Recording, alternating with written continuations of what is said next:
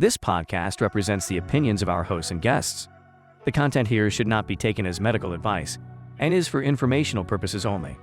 This podcast also does not establish a standard of care, doctor-patient, or client relationship. No guarantee is given regarding the accuracy of any statements or opinions made on the podcast or website. And because each person is so unique, all listeners are encouraged to connect with counseling and medical professionals for assistance with their personal journey.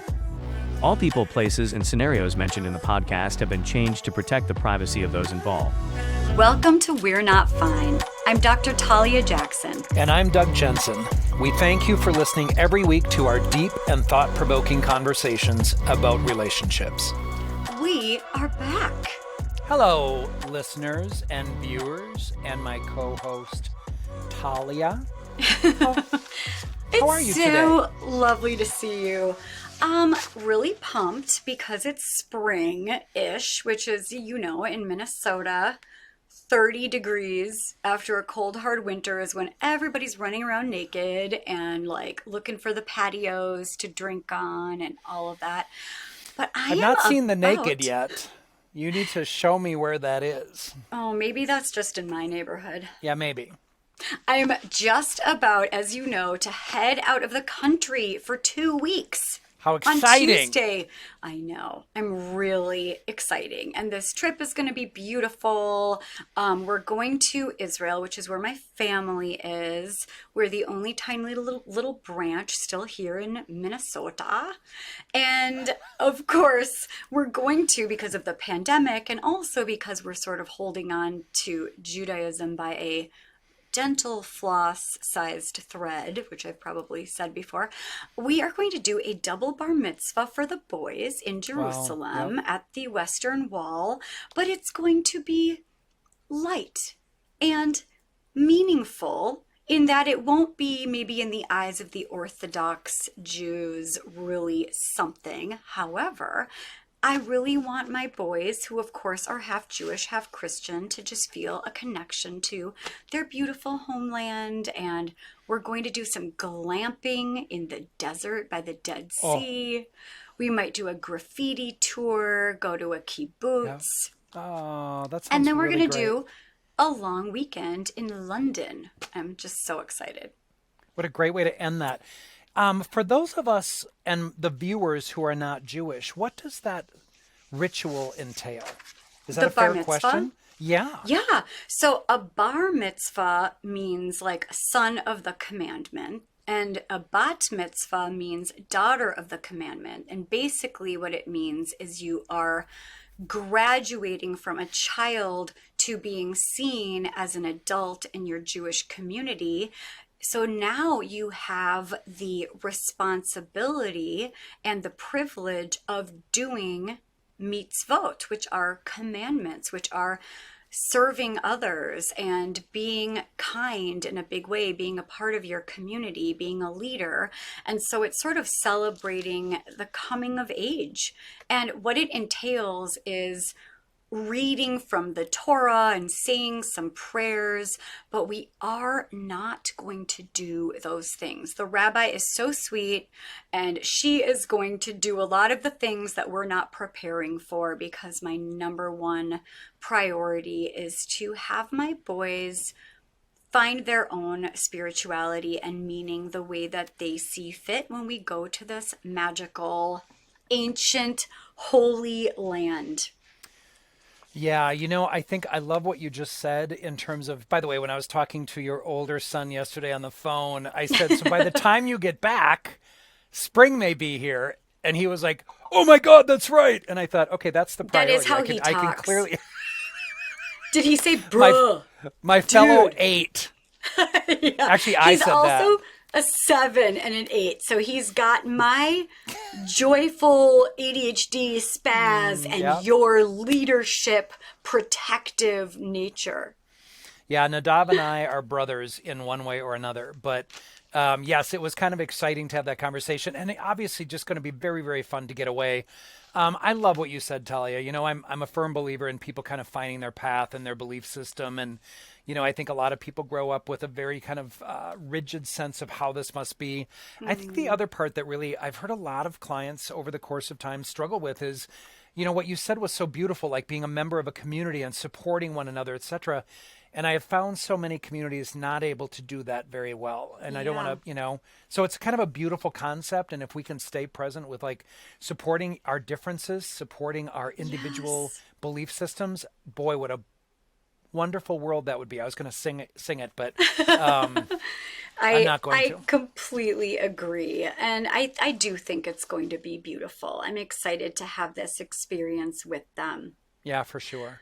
Well, friends, we are pumped because this is part 2 of our Cluster B personality disorders, where we talk to people that are in relationships with someone or are experiencing it themselves and want to share their experience with us. So today we are talking about Doug. Take it away. I will take it away. So this is the reason why this is important to talk about. By the way, folks, one of the things that I've become really aware of, it's kind of like what we as professionals observe in the community. Like people will say, I'm so manic, which is really not mania generally, or I'm really depressed. And depression is a very serious clinical diagnosis. I think when it relates to like personality disorders, I've heard a lot of people say, boy, they're so borderline. And I'm like, borderline personality is a very complex issue for those not only around that disorder, but also who experience that disorder. And unlike our previous episode or part 1, where we talked about narcissism, I will find most of my clients are very aware of their emotional difficulty and relational difficulty that characterizes this disorder. And I would say, Talia, I know you have like more diagnostic criteria in front of you, but I always look at borderline personality as, a pervasive and chronic pattern, again, of thought and perception and interpersonal experiences where there's instability, where there's emotional dysregulation. Oftentimes there's this amazing book like I Love You, I Hate You, I think it's called. It's called I Hate You, Don't Leave Me. Or no. Okay. Yes. I hate you, don't leave me. Close. That is really what it You're is. really close. Yeah. But that insecurity and that unworthiness and all of the pieces that kind of characterize what people experience. But I think that I love you, don't leave me. I hate you, don't I leave hate you, me. don't leave me. You can tell it's have not that one of my favorite books. In the show notes. Yeah, in show notes. But the thing about it is that instability in relationships and that impulsivity and that difficulty regulating that internal emotional experience is so pervasive, and it's really, really rough for people who experience it. And, of course, Marsha Linehan, bless her soul, is the originator of dialectical behavioral therapy, which became kind of the textbook for how to treat. I think there's a lot, by the way, I think there's more than one way to treat anybody based on their circumstances. But, the whole concept of helping people learn skills to manage and regulate these experiences is, life-changing. And I think Martha's probably the last of the big theorists to make their big dent into our professional community. And it's seen as a really common way of treating people. Yeah, it's pretty difficulty. Brilliant. And they have therapists, they've got groups, they have workbooks, but it's about like regulating your emotional instability. Yeah. And we do often have people, it's like we were talking about with the narcissist, a narcissistic personality disorder. We do not often get these guys and gals and non-binary clients in our practice unless it is dire and they are about to lose something that they hold dear. They will do it for someone else, even if they don't believe they're the problem. But with borderline personality disorder, usually we do have quite a few, right? They come in because they are miserable. They are experiencing so much drama in their interpersonal relationships that they often might be experiencing as other people either treating them terribly, abandoning them, and being cruel to them, where they are not maybe quite aware that it's their own perception and thoughts around it. Doug, how would you feel about me just diving into the criteria? Yeah, go ahead. I feel like you covered a lot of them, right? So pattern of intense and unstable relationships with loved ones, family, friends, work, whatever that is. Efforts, this one I think is one of the most important ones. Efforts to avoid abandonment at all costs. Real So, or imagined, right? real or imagined, that's right. Including maybe leaving someone before they can leave you.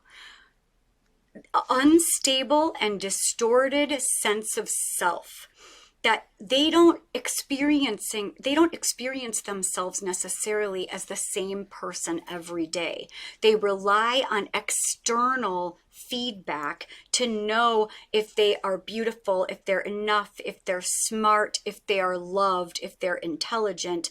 And the second that they are not getting that external feedback from their loved one, it's almost like they have no idea if that person still loves them or if they're still desirable. It's like all of that disappears without a trace. Yep. Impulsive behaviors, including spending, sex, binge eating, drinking, reckless driving, that type of thing. Just impulsivity, but it's probably self-medicating the unstable emotional experience. I don't know, I can't remember if it's actually listed as a symptom, but when you're talking about like trying to mitigate really difficult emotions or distress and not knowing what to do with that, this is oftentimes where we hear of people cutting or doing something to their bodies that, in terms of self-mutilation or harm, that can cause a distraction from that difficult feelings. Because if you're bleeding or if you're injured, your body has, an immediate response to that. That's going to really change those endorphins and whatnot start going and can distract you from that difficult distress that's really hard to manage for people. It is, Doug. That's actually next. Beautifully put. And there is like that self-harming piece.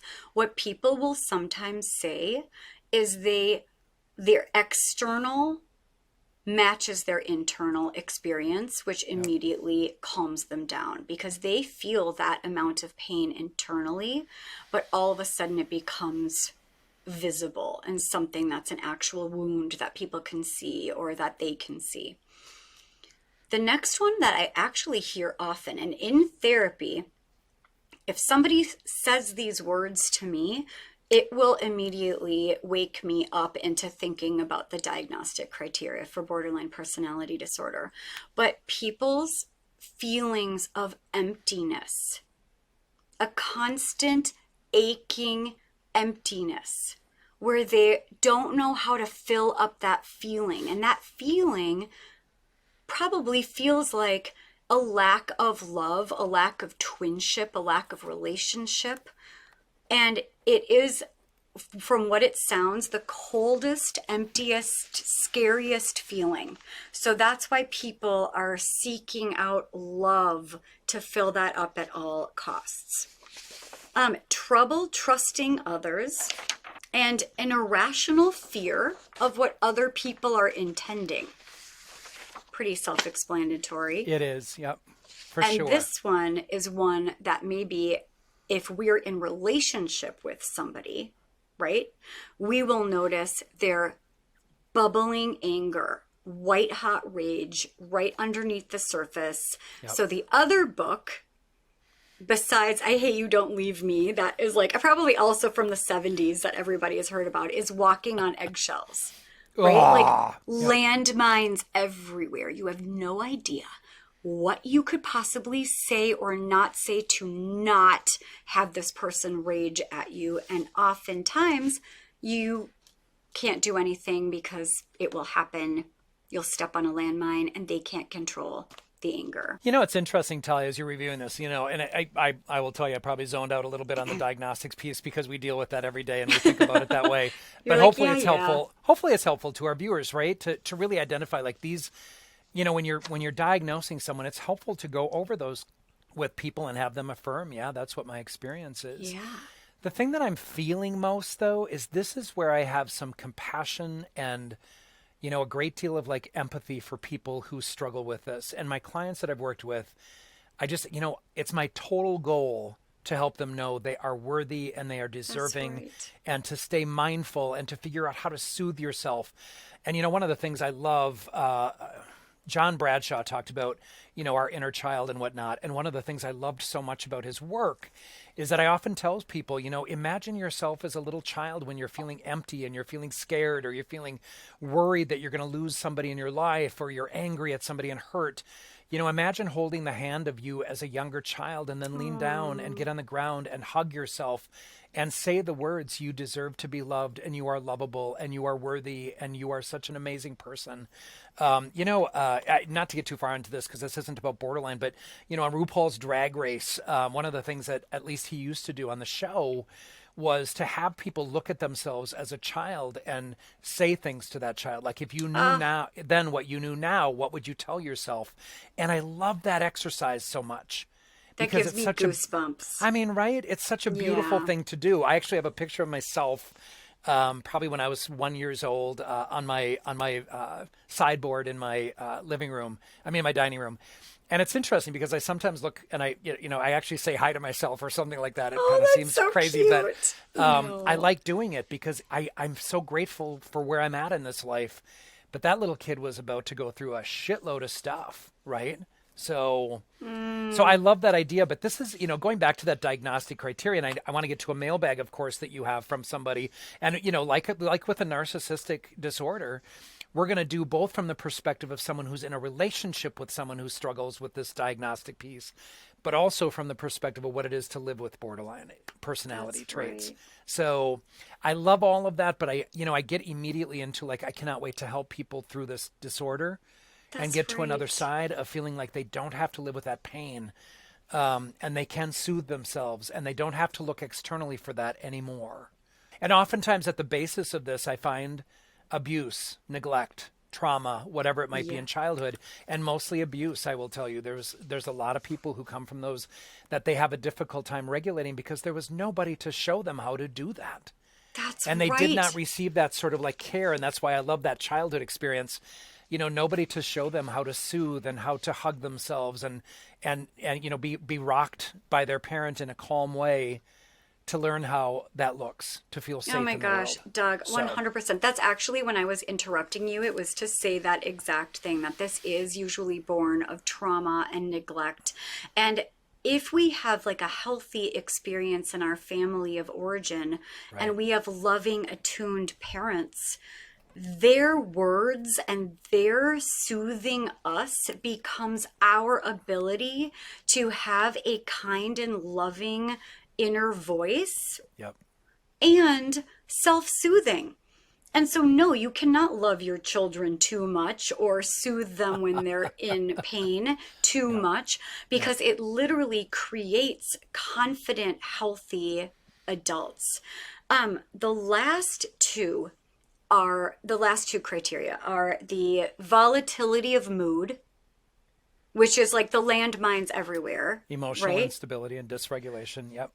And just what you were saying with the cutting and the self-harm, there's also potential suicidal threats, because that pain is so piercing, and they're desperately looking, I think, for a savior or for twinship or for somebody to come in and save them and help them. So it's pretty intense and pretty painful. But I also love that what we're saying is not oh, look at these people with personality disorders. What we're saying is, we love you, and this is born of trauma. It's nature, nurture. And the first step is to know yourself, to look in the mirror. You can work through this. If people are giving you feedback about the way you are in relationships, it's maybe worth a listen.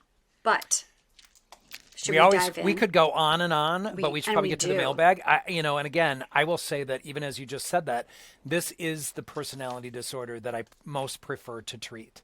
I will say most clinicians cannot stand working with people with borderline personality because it's complex and difficult. But if you've either, and I'm going to be honest, in a previous episode, I talked about my mother having borderline personality, which is what I believe she had. So I grew up with this, and it's very common for me to even assess and quickly diagnose and treat, because I don't take it on. I don't find people who struggle with this difficult in any way. You don't get triggered at all. I know when it's happening, but I do not get triggered in a bad way. I just want to help. It's beautiful. Yep. I love that. I mean, one other thing that wasn't in the diagnostic criteria, but I think it's worthy of note, is this idea also of like splitting. Oh, So, yeah. right? It's like Yeah. you are Interesting. the best, most wonderful person I've ever met in my life. You're beautiful, you're funny because they're pulling you in for that twinship. You're my best friend. It's two of us against the world. And then there will be an immediate like devaluing, right? Of you are the worst. I hate you. You're selfish. You're cruel. You're all these things. Or it could be splitting two people, right? Not just even in the Yep. same person. It could be like, oh, I have two children. You're the good one. You're the bad one, right? Right. So, I mean, any other thoughts about splitting? Because No, that the feels only pretty thing I would say important. is like, taking a look at what the motivation for that would be. I mean, if you're feeling insecure about one of your relationships, you naturally compensate by trying to solidify a different relationship. If you're feeling rejected by somebody in that triad or that group, you naturally want to put down that other person to somebody else to try to gain security in that relationship, which it really just destroys the whole dynamic, and it 9 times out of 10 backfires on people. So I think that's the course of splitting. I think people start to feel unstable in their relationship, so they That's seek right. stability by rejecting that person and trying to ally with another person. Very complex. I think Yeah. everyone has experienced it. And it's great to have a name for it and know what's going on. And we're not even going to be able to get to like how to manage that or how to communicate about that unless that's within the mailbag. I'm not sure, but Well, let's I will jump. say, speaking of complicated and complex, right? This Yeah, is a doozy, but I do feel like there is so much value in this that I feel like yeah. if you're tuning in and you're listening and you're thinking about the people in your lives, you're going to want to tune in and see if you can relate to this at all. So, hi everyone. Okay, this is 24-year-old female. Let's call her what should we call her? How about have we Chelsea? How about Chelsea? Okay. Okay. And she is talking about her 29-year-old girlfriend. We're going to call her Janine. Girlfriend romantically or platonically? Do we know? Um, Romantic. Okay. Okay. She says, "Hi everyone. I'm desperately seeking any type of advice as I'm trying to make sense of things that are happening in the tornado that is my relationship with my girlfriend. We've been together, although we've broken up more times than I can count. Also a red flag, I might say. They've been together for a year and 3 months. It's obviously been rocky to say the least. In the beginning, things escalated quickly. We met online. On the second date, she asked me to be her girlfriend. I remember feeling, that's weird, but I said, okay. I admit, I'm low on self-esteem and I felt like we clicked and just decided to go for it. Now, I have my own place and she lives with her parents. I'm almost 30 and she's 24. Okay, I got the ages wrong. So Chelsea's almost 30 and the girlfriend's 24. She recently got a job where I work. We talked about moving in together when my lease is up in a few months, but I'm very hesitant to sign a lease with her and she knows this. Lately, she's been extremely clingy. She stays at my place now for the most part, although she doesn't have her furniture here, and I just make her pay for groceries and chip in for the electric bill. But every move I make, I feel like, oh, listen to this, Doug. I feel like I'm walking on eggshells. If I leave the bed, she follows me. If I want to watch TV, she's on me about not paying attention to her. I try to talk to her about it and she says she'll work on it, but she always reverts back to the same pattern. When we get into an argument, she'll bring up the her past in her life and guilt trip me by saying all the things she went through as a child, how she trusts no one. I try to give her advice, but then it turns to, I want comfort and you're not giving me any. Trying to argue my point is useless and I just shut up. But then I'm accused of being cold. She'll buy me things and be very nice to me at all times, or at times, but then she'll use it against me when we fight. After all I do for you. So I don't let her buy me a thing. Sometimes the fights have turned physical, and when she drinks, she will get physical sometimes. She also regrets it in the morning, always, but she does apologize. It hasn't happened often, but I'm afraid it will happen again. She doesn't clean up after herself. I do the cleaning. I've noticed during arguments, if I do point out my side of things, she can't back herself up. She'll just say, if you're so unhappy with me, why don't you just break up with me? So then she asks, why not break up with her, you may ask? Well, I have. Like I've stated in earlier posts, I've tried many times. I block her number and on Facebook, but she always knows what to say to bring me back. I admit it's my fault. I need to learn how to be strong. I do have a lot of feelings for her, and it's hard to let go. But letting her stay here is making me feel so much more uneasy, and there's so many things going through my head, and I'm just going back and forth and back and forth. Last little piece. She's very quick to throw others under the bus when she feels wrong or wronged. I almost feel like she has two personalities and that she's putting on a false one on the outside. I know she's very intelligent and knows exactly what she's doing.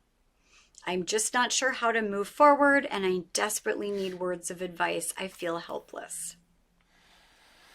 Ooh. I know, it's a doozy. Chelsea. By the way, I mean, talk about like having gone through the criteria and, what the symptoms are of this diagnosis. She's kind of hitting all of them. I will note, Chelsea, that it was interesting as you started writing this letter to us, you talked about desperately needing help. So you're engaged in that, and you called it a tornado of your relationship. Like I paid attention to those words that you used to describe what's going on, because it really just told me there's this intensity and this drama, which is often characterized by someone in a relationship with someone with borderline traits or personalities. Clearly the impulsivity of wanting to move in right away, the insecurity that leads to blame, the talking badly about other people is that splitting thing we talked about. Like if I can put those other people down, I don't have to take responsibility for my part of it. And you might see those people as bad, and you might, strengthen our relationship. I'm going to tell you, Chelsea, it's clear to me that you're listening to those flags. You're listening to the clinginess, or you're listening to how, you don't quite feel comfortable signing that lease with her because there's something that's not quite right. That's the part to listen to. And I'm going to use the word codependent to describe you. I appreciate that I'm not going to mince words, obviously, about that. Like, I think you are taking care of her at your expense. I don't think you feel secure in that relationship. And I think you're not getting what you need, but she does this kind of charming thing to get you back, and then you let her back in, only to have the same pattern emerge over and over and over. And Chelsea, it's not going to change. If there's anything you can do to say, this is how I experienced this relationship, I need you to get some help, or we need to go to couples therapy. A professional can help kind of decipher kind of what's going on and talk about that dynamic, hopefully in a way that doesn't scare her off and doesn't scare you off. But you are enabling this behavior. And one of the things that we haven't talked about is the word boundaries. One of the pieces in my work with people with borderline personality, but also that I've had in my personal life, is to have boundaries and know that you can't go beyond certain places without, wanting to go crazy or just feeling really insane, almost gaslit by people. Like it's just this game that people play. And gaminess is what I've oftentimes heard people talk about. Right? Where they feel like it's always this game. There's always this thing like I have to do the certain right thing in order to get what I need or want. That's not a relationship that's healthy or adaptive. So, Chelsea, at the end of the day here, unless she's willing to get some help around these issues, unless you're willing to really, toe the line on those boundaries, like I can't keep doing it this way. I need freedom. I need to be able to express myself without there being a consequence. I don't like when you gossip about our friends or your family or anybody else, because it's not going to stop at any point. And you are responsible to break the cycle for you. So getting strong enough to have those boundaries and no longer be in that codependent dynamic. Again, my favorite definition of codependency is when you chronically take care of other people at your expense, which is what you're doing. So Chelsea, hold firm, be very clear with her on what you're experiencing, and let's see where the chips fall. I worry sometimes that there's some desperation, and this is where the suicide ideation comes in for some people. Well, I might as well kill myself. I've heard from a lot of people who, set those boundaries with people. You're not responsible what that person does. You're not responsible as long as you're taking care of yourself. You're not being hurtful by letting somebody know what their behaviors are that affect you this way. Yes, I mean, the few things that I love what you said. I couldn't agree more. Per use, right? But the pieces that really stand out to me are this experience of she seems like two different people. Yep. I also feel like that is a pretty common experience, like the Jekyll and Hyde. I don't know who I'm going to get. There also is like, that the relationship is okay if they are warm and loving, but the second you either don't give them what they need or say something that they don't like, there will be an immediate price to pay. There's a punishment. That's either scary. Yeah. It's terrifying, right? It's either rage or silence. But you're being punished. You've done something. You might not know what it is. And what I think about that, this is what I think. This is what I wonder. Doug, tell me what you think. This emptiness, this fear of abandonment causes people to desperately try to connect. Sure. The twinship. So like the twinship is just sort of like, I want us to feel like we are one person. Therefore, I will no longer feel alone. It's that enmeshment that if I feel like a half of a whole, I feel empty. But when I'm with you, I have a semblance of security. I know who I am. I know my place in the world. So what I wonder is this like loving, pulling you in, the two of us against the world. And then the second that there is a break or a disappointment or they're realizing an insecurity that you are your own person, that you are not completely enmeshed with them, a panic sets in that may feel like disappointment. It may feel like rage, but essentially they're realizing that you have failed to make them feel good and secure. Therefore, you are cruel, you're withholding, and then they either want to break up with you, trash you, or just to give you the cold shoulder until you desperately try to get them back in, their good favor. The other thing I want to say about this particular dynamic is that people can be really intense, and that intensity can feel so good. Like if you find that person kind of showering you with intimacy, or that clinginess can feel good for a moment, for some people, where that person is showing,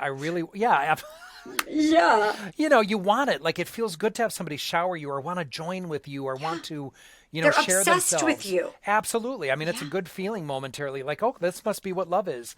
It isn't love if it comes with conditions.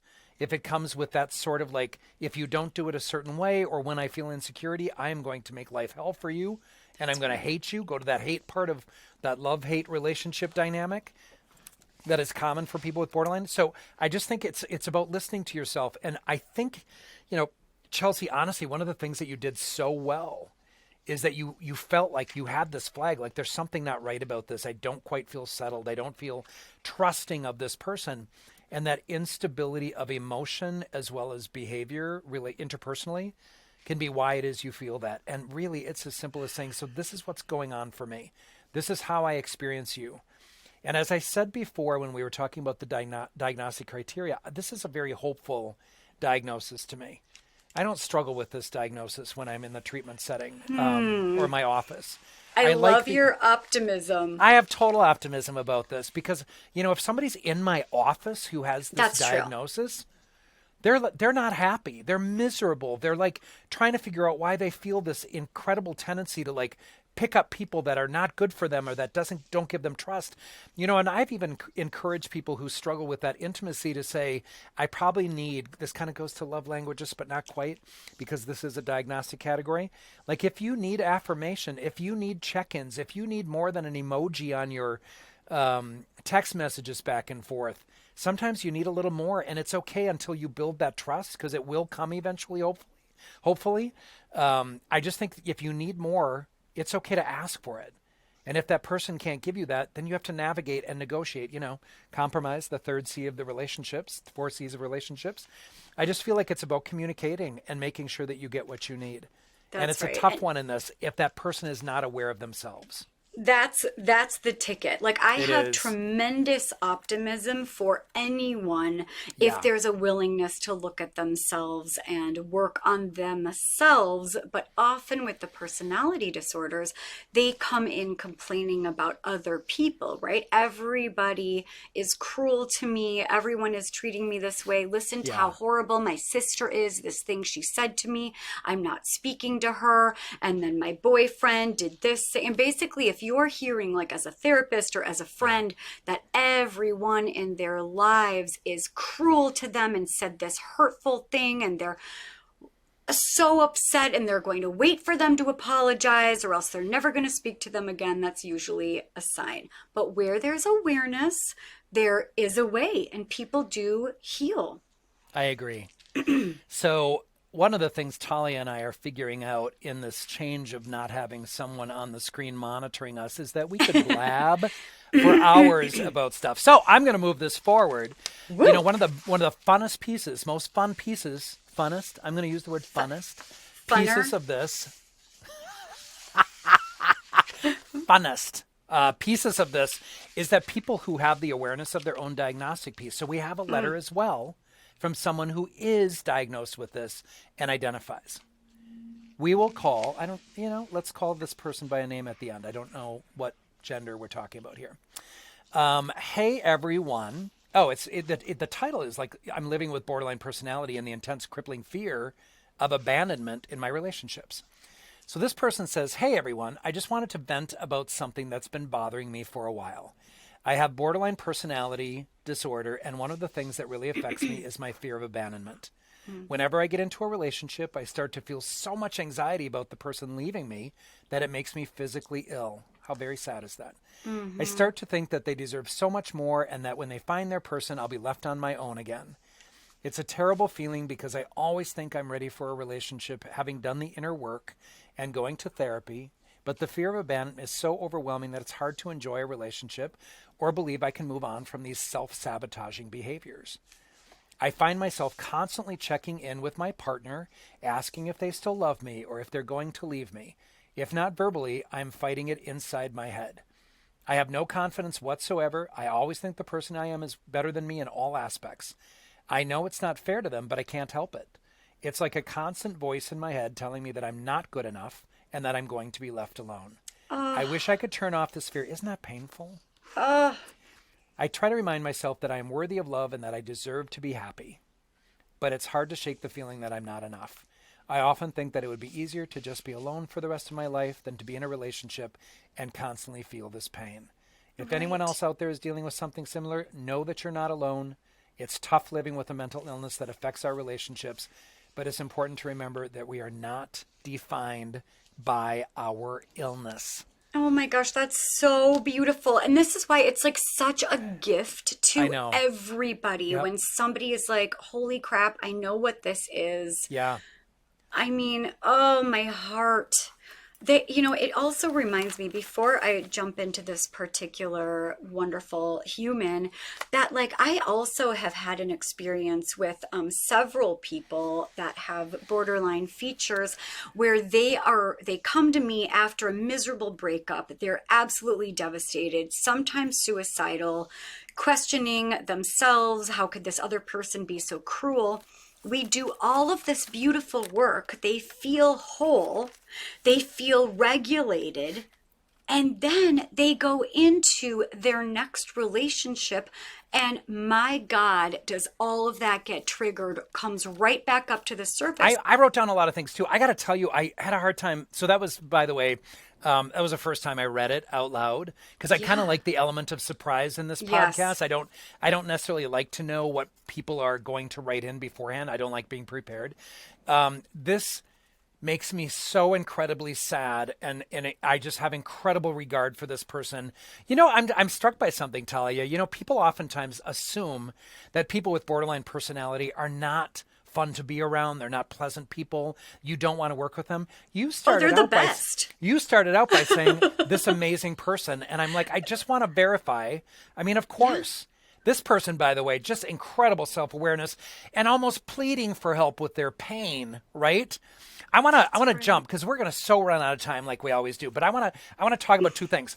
You know, we live in a world of texting, right? And one of the things that I think pervasively is experienced is that we can run to assumptions. We can read into things. We can, if we don't get the response we want, if we don't get the right emojis, if we don't get whatever it is for validation, and we're in that unstable place like this person who wrote in is, I think it's easy to jump to conclusions. Don't. You know, just look at what is being written and look at what's there, and don't make a story out of it or some fantasy about what's happening with that. You know, just listen to what it is and take it for what it is. And if that communication isn't enough, you can have a discussion with your person about that you're in the relationship with. But it's not fair to, attribute an emoji or a sentence to what they're experiencing on a bigger level. Like, I bet they didn't tell me the part about leaving me, but that's what they meant. That's not fair. So I'm going to say I have multiple prongs to help people through these sorts of insecurities. I would say know the origins of your attachment issues. Know the origins of your insecurity. Know the origins of your abandonment fears. That's what I would say to this reader. Write them down. Write some affirmations about yourself down.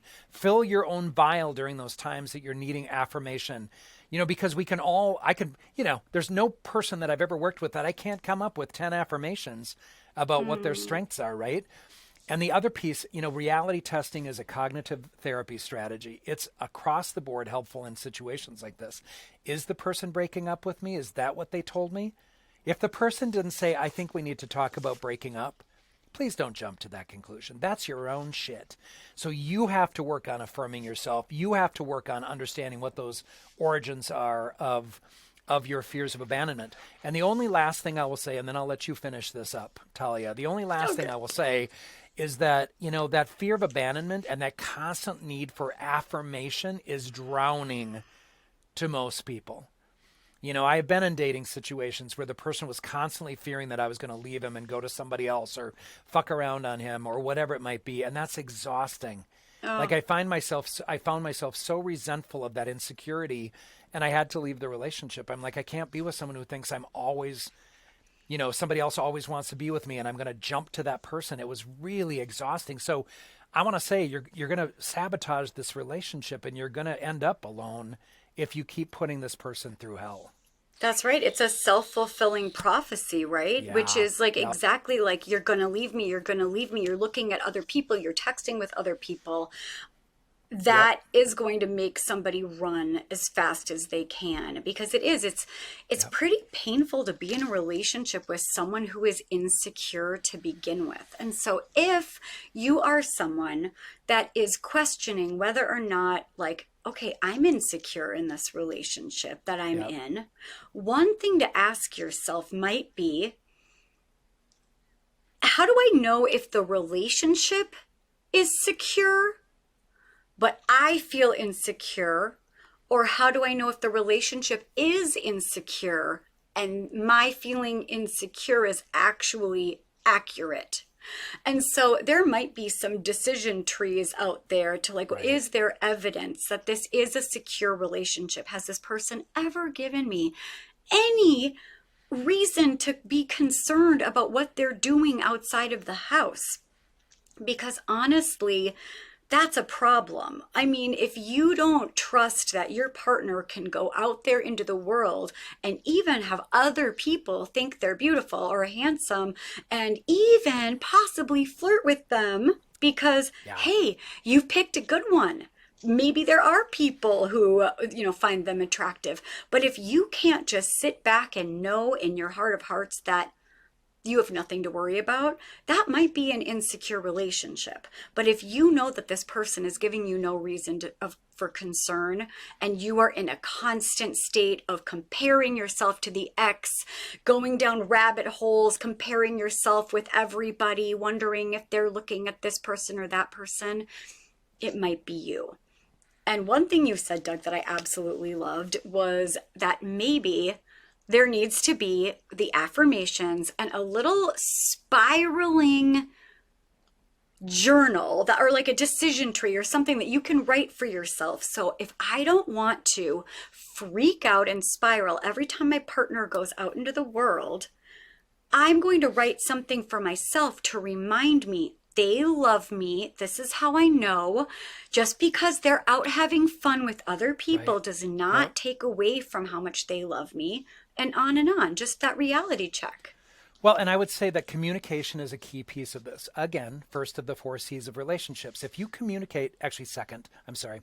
I was so impressed that you can remember the order. Oh my God, of course. I wrote them. So the thing that I think about communication is, though, if you are in a relationship and you know what the parameters are, for example, if you have decided it's a monogamous exclusive relationship, or if you've decided it's a polyamorous open relationship that is ethically non-monogamous and it's going to be communicated if we go outside of the relationship, or there's a secondary to your primary relationship, whatever the agreement is, anything, you just trust it.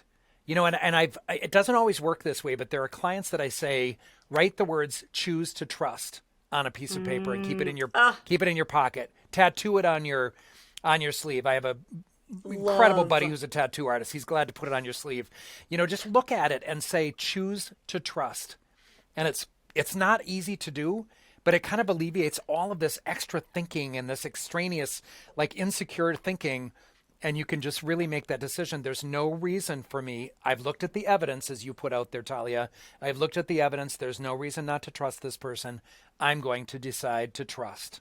That's right. And if I can't regulate myself, here are the 5 things that I'm going to do so that I can give my partner a beautiful blessing to go out and have fun, and then welcome them back with open arms because I'm secure and I know they're going to come back to me if I can love them with an open hand.